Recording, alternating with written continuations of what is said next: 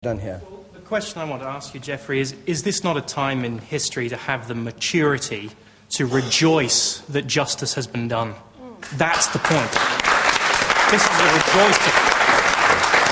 Yes, but justice can't be a partial thing. Justice can't. It's about 13 people, and yes, justice has been done for them. But it's also about 3,000 other people. This wasn't. For whom, this inquiry was not, yes. And you can't rejoice that justice has been done for 13 people, and I find that very sad. No, I'm not saying that at all, with respect. The question I was asked specifically was, should there be more inquiries? And that's the question I'm dealing with. But the implication is that you can't find it within yourself to rejoice that this tremendous moment in Northern Irish history has happened for these 13 families. Well, you can't find it within yourself. I will rejoice when there is justice for the people that I represent as well, and they haven't had as justice. As a human being, can't we come to a place where we represent each other? If you'll let me answer the question. Last night I participated in the annual fun run in Lisburn in my constituency. At that fun run a few years ago, 6 soldiers were blown to pieces by the IRA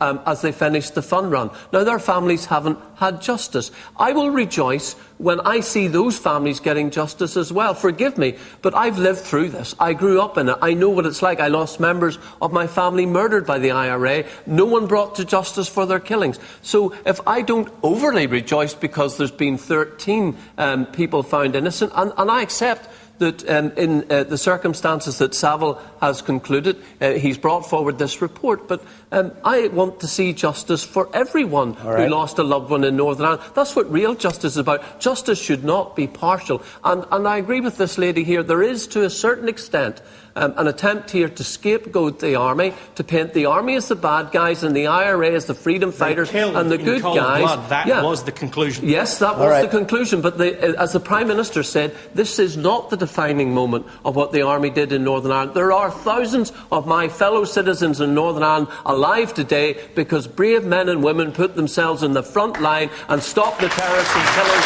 even more.